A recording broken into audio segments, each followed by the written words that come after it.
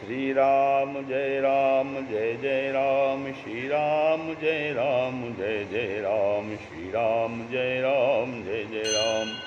ओम नारायण समारंभां शंकराचार्य मध्यमाम् अस्मदाचार्य पर्यन्तां वन्दे गुरु परंपरां। श्री गुरु चरण सरोज रस निज मन मुकुर सुधार, वर्णो रघुबर विमल जसु जो दायक फल चार। ओम श्री सीतारामचंद्राभ्यां नमो उमा महेश्वराभ्यां नमो। ओम श्री एकादशमी दक्षिणे स्वनते नमः। आज के सत्संग में विचार करें, ये विषय है कि आज सब विचार क्या करना है। विचार करें, परमात्मा अपने हैं कि संसार अपना है। हमें संसार प्यारा लगता है कि भगवान प्यारे लगते हैं। सदा हमारे साथ भगवान रहेंगे कि संसार रहेगा। हम परमात्मा के अंश हैं। ममैवांशो जीवलोके, गीता के अध्याय 15 के इस श्लोक 7 में कहा गया है। भगवान कहते हैं हम परमात्मा के अंश हैं, अर्थात ममैवांशो जीवलोके भगवान कहते हैं। फिर हमें परमात्मा प्यारे ना लगें, संसार प्यारा लगे, यह क्या उचित बात है। संसार तो हरदम हमसे दूर होता है, क्षण भर भी हमारे साथ नहीं रहता, और परमात्मा सदा हमारे साथ रहते हैं, क्षण भर भी दूर नहीं होते। परंतु हमारी दृष्टि परमात्मा की तरफ नहीं है, प्रत्युत संसार की तरफ है। हम भगवान के अंश हैं तो हमें भगवान प्यारे लगने चाहिए, परंतु हमें परमपिता परमेश्वर इतने प्यारे नहीं लगते जितना संसार प्यारा लगता है। संसार साथ रहता नहीं और साथ रहेगा नहीं, रह सकता नहीं, या एक क्षण भी साथ नहीं रहता, हरदम हमसे दूर हो रहा है। रुपए, पैसे, मकान, स्त्री, पुत्र, परिवार आदि कोई भी साथ रहने वाला नहीं है, और भगवान का साथ छूटने वाला नहीं है। शरीर संसार का संबंध हरदम छूट रहा है। हमारी उम्र में से जितने वर्ष बीत गए उतना तो संसार छूट ही गया, यह प्रत्यक्ष बात है, एकदम सच्ची तथा पक्की बात है। जिस क्षण जन्म हुआ उसी क्षण से शरीर संसार हमसे दूर जा रहे हैं। संसार की प्रत्येक वस्तु प्रतिक्षण बदल रही है, परंतु अनंत युग भले ही बीत जाएं, भगवान नहीं बदलेंगे। वे कभी हमसे दूर नहीं होंगे, सदा साथ रहेंगे। हम सदा भगवान के साथ हैं और भगवान सदा हमारे साथ हैं। जो शरीर एक क्षण भी हमारे साथ नहीं रहता वह शरीर हमें प्यारा लगता है, और लोगों की दृष्टि में हम भगवान की तरफ चलने वाले सत्संगी कहलाते हैं। विचार करें कि वास्तव में हम सत्संगी हुए कि कुसंगी हुए। हम सत का संग करते हैं कि उसकी असत का संग करते हैं। हमें सत प्यारा लगता है कि असत प्यारा लगता है। कम से कम इतनी बात की तो होश होनी ही चाहिए कि संसार हमारा नहीं है। हम परमात्मा के अंश होने से मल रहित हैं। चेतन अमल सहज सुख राशि, ईश्वर अंश जीव अविनाशी।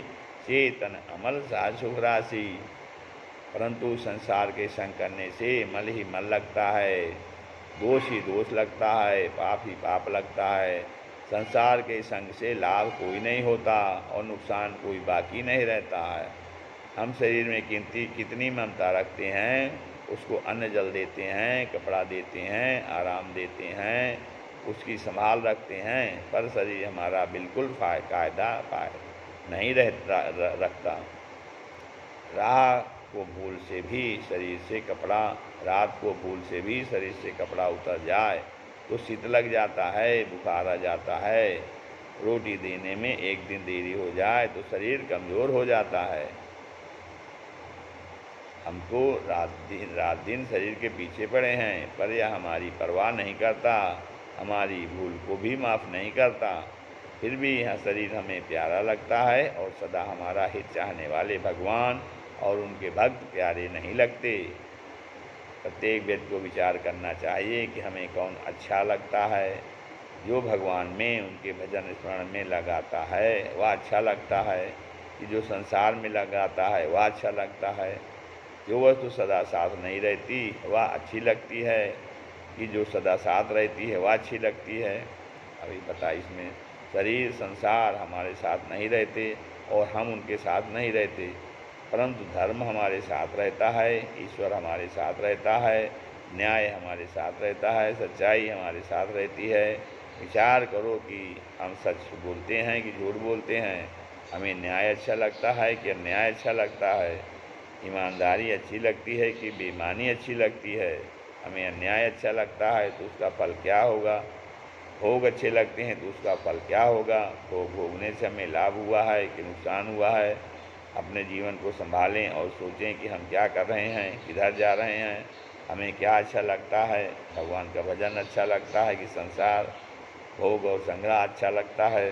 संसार क्या फ़ायदा करता है और भगवान क्या नुकसान करते हैं, पाप क्या फ़ायदा करता है और धर्म क्या नुकसान करता है। विचार करें, देखें, सोचें।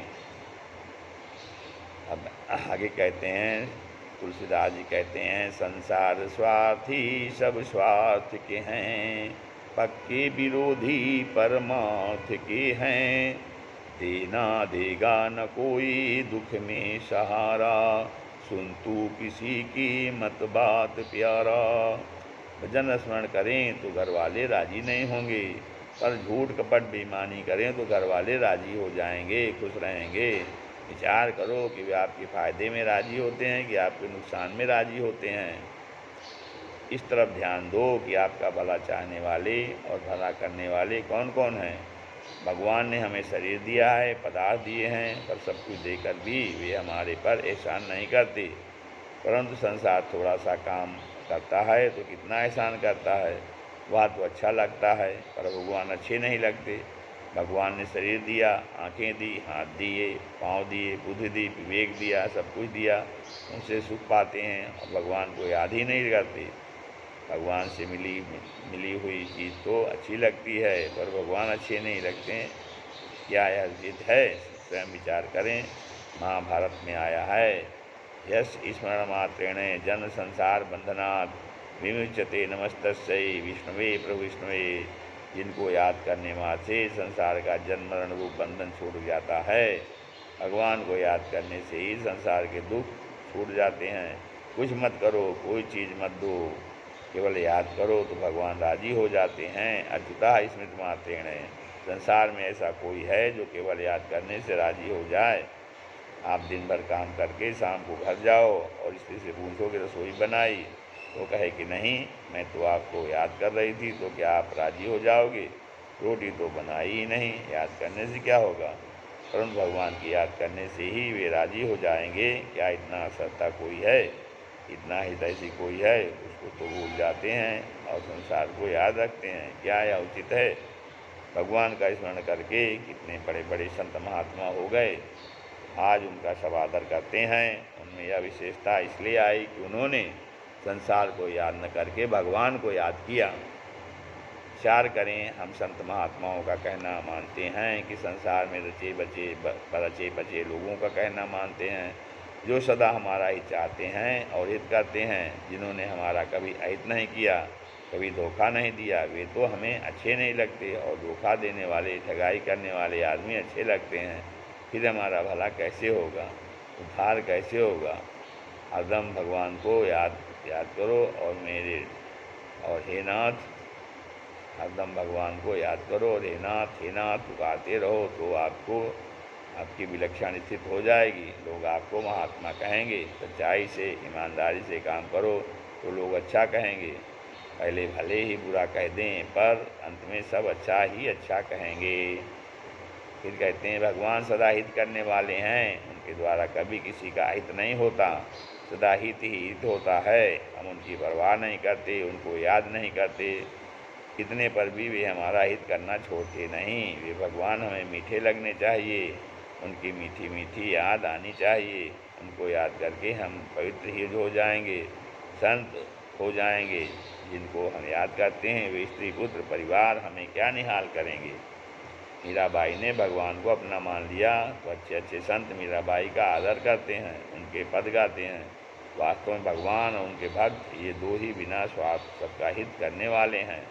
कहते हैं, रामचरितमानस में कहा गया है, हेतु रहित जग जुग उपकारी, तुम तुम्हार सेवक असुरारी, स्वार्थ मीत सकल जग माही, सपन हूँ प्रभु परमारथ नाही। क्या कहते हैं, सुर नर मुनि सब कह यह रीति, स्वार्थ लागी करहीं सब प्रीति। सब लोग अपने मतलब से प्रेम करते हैं, बिना मतलब प्रेम करने वाले भगवान और उनके भक्त ही हैं।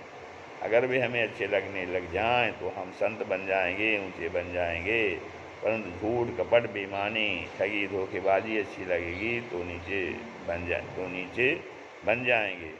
अपनी तरफ देखें कि क्या दशा है, सत्संग कितने वर्षों से कर रहे हैं और भगवान के नज़दीक कितने गए हैं। विचार करें, रुपए कितने प्यारे लगते हैं पर चट हाथ से निकल जाते हैं, फिर भी फिर भी हाय रुपया करते हो। रुपया आपको याद नहीं करता, पर भगवान आपको याद करते हैं, आपकी रक्षा करते हैं, सहायता करते हैं। भगवान के समान दूसरा कौन है। कहते हैं, उमा राम समोहित जग माही, गुरु पितु बातु बंधु सब प्रभु नाही। आगे कहें, भगवान ने हमारा कितना उपकार किया है, कितना उपकार करते हैं और कितना उपकार करेंगे। भगवान के समान हित करने वाला है ही नहीं, हुआ ही नहीं, होगा ही नहीं। होगा ही नहीं, हो सकता ही नहीं। हम भगवान के लिए क्या करते हैं, भगवान को हमारे से क्या स्वार्थ है, फिर भी वे हमसे प्रेम रखते हैं, हमारा हित करते हैं। अगर हम अपने सच्चे हृदय से भगवान में लग जाएं तो निहाल हो जाएंगे।